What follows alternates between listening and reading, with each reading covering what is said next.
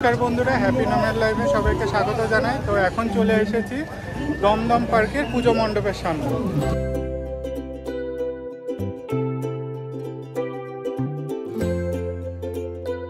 দেখতে পাচ্ছ এখানে কতটা ভিড়, প্রচুর মানুষের সমাগম এখানটায়।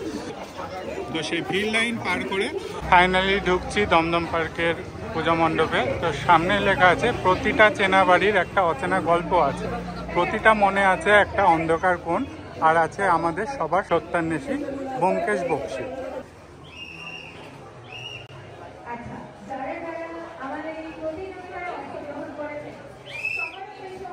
ভিতরেই ঢুকে দেখছি ভিতরটা বেশ অন্ধকার। দিকে একটা দেখছি বড় ঘড়ি যেটা পেন্ডুলামের মতন দুলছে, আর বিভিন্ন ছবির মধ্যে কার্টুনে যেরকম লেখা থাকে সেরকম ভাবে অনেক কিছু লেখা আছে। ঢুকে জাস্ট পিছনের দিকে প্রতুল চন্দ্র গুপ্ত এবং সুকুমার সেনের সঙ্গে অন্তরঙ্গ সাক্ষাৎকারে শরদিন্দু বন্দ্যোপাধ্যায় তার কিছু চিত্র তুলে ধরা হয়েছে।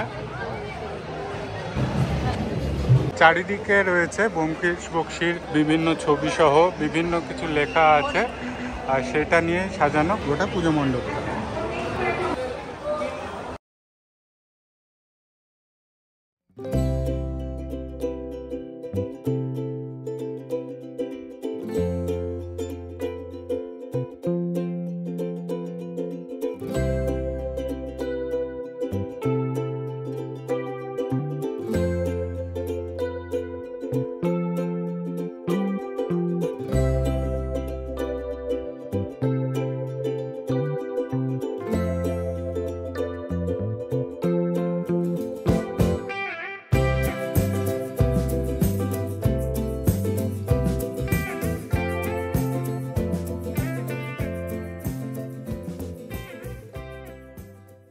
এখন পেয়ে গেছি বিশ্বনাথ দাকে।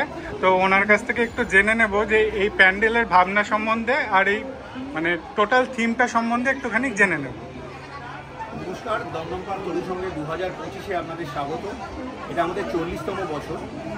এই বছর আমাদের ভাবনা হচ্ছে সত্যান্বেষী। শিল্পী অনির্বাণ দাসের চিন্তাভাবনায় আমরা এক প্যান্ডেল ব্যোমকেশ আপনাদের উপহার দিচ্ছি। আসুন দেখা যাক। শরদিন্দু বন্দ্যোপাধ্যায়ের লেখা ব্যোমকেশকে নিয়ে 33খানা উপন্যাস আছে। যদিও সেগুলো রহস্য উপন্যাস হিসেবে আমরা বলে থাকি, কিন্তু শরদিন্দুবাবু নিজে বলেছিলেন ওইগুলো পড়া উচিত সামাজিক উপন্যাস হিসেবে, কারণ প্রত্যেকটা চেনা বাড়ির একটা অচেনা গল্প থাকে, প্রত্যেকটা পরিচিত মানুষের মনের একটা অন্ধকার কোণ থাকে, সেটা তুলে ধরেছেন বিভিন্ন কাহিনীর মাধ্যমে। দেখা যাক, এখানে একটা জীবনপঞ্জি আছে ব্যোমকেশ বক্সী। সেইখানে তার কবে জন্ম হয়েছিল, ম্যাট্রিক কবে দিয়েছে, বা কলেজে কবে গেছেন, বা কলকাতায় কবে গেছেন, বিয়ে কবে হয়েছে, বা অজিতের প্রবেশ কবে, এরকম করে লেখা আছে। কিন্তু আজ থেকে 83 বছর আগেও শেষ গল্পটা বেরোনো সত্ত্বেও আজকের দিনেও তিনি 2025-এও ভীষণভাবে তিনি প্রাসঙ্গিক। তাই জন্য তার কোনো কাঁটা নেই, ঘড়ির কাঁটা, তাই জন্য এখানে কিছু নেই। কারণ ব্যোমকেশ হচ্ছে এখন অব্দি টাইমলেস। এখানে যে 33টা গল্প আছে তার মধ্যে আমরা 13টার ওপর রিসার্চ করে বিভিন্ন পপ আপ আর্ট এবং পপ আর্ট, এই দুটো ফর্মে এক একটা বিল্ডিংয়ে একটা কাহিনীকে ইলাস্ট্রেট করেছি, দেখতে পাবেন। সেখানে আছে সত্যান্বেষী, অর্থনথম, অদ্বিতীয়, কিংবা ধরুন রক্তমুখী নীলা, মাকড়সার রস, অথবা ধরুন সীমন্তহীন। আসুন, আমরা সেই সময়টা তুলে ধরেছি, রিক্রিয়েট করেছি ব্যোমকেশ পাড়া। যেমন ধরুন, আগে তিনি থাকতেন হ্যারিসন রোডের একখানা মেস বাড়িতে, তারপরে সেখান থেকে তিনি চলে এসেছিলেন কেয়াতলার একটা বাড়িতে। এবার সেখানকার বাসিন্দারা মনে করতো ব্যোমকেশ কিন্তু কোনো ফিকশনাল ক্যারেক্টার নয়, এবং তার জন্য তারা তাদেরকে ব্যোমকেশকে নিজেদের প্রতিবেশী হিসেবে মনে করতেছে। সেরকমই পাড়াতে, কেয়াতলাতে একটা মন্দির ছিল, দুর্গা সুন্দরীর মন্দির, যেখানে দুর্গা প্রতিমার আরাধনা হতো। সেইখানে দুর্গা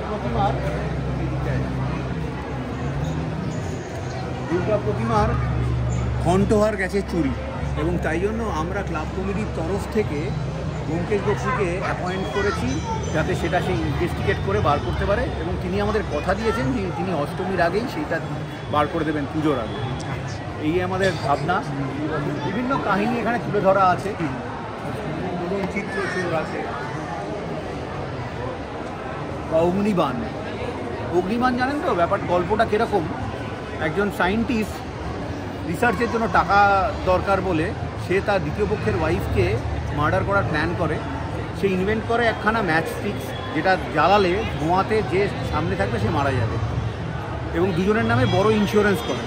তার টার্গেট ছিল তার সেকেন্ড পক্ষের ওয়াইফকে মারবেন এবং সেই টাকাটা পাবেন। প্রথম পক্ষের ওয়াইফ অলরেডি মারা গেছেন এবং তার সেখানে এক বড় ছেলে আছে, বড় মেয়ে আছে।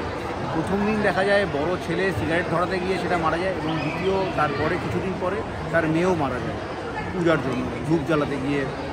তো সেটা ব্যোমকেশ ইনভেস্টিগেট করে এবং আলটিমেটলি ধরে ফেলে। সেই সায়েন্টিস্টের ফাঁসি হয় এবং সেই ইন্স্যুরেন্সের টাকাটা কিন্তু আলটিমেটলি তার ওয়াইফ পায় সেকেন্ড পক্ষে। এবং সেই কাহিনীতেই একটা জায়গায় লেখা ছিল, মানুষ যেদিন প্রথম অন্যকে মারার অস্ত্র তৈরি করে সে তার অজান্তেই নিজেকে মারার অগ্নিবাণ তৈরি করে ফেলে। এই হচ্ছে আমাদের ভাবনা।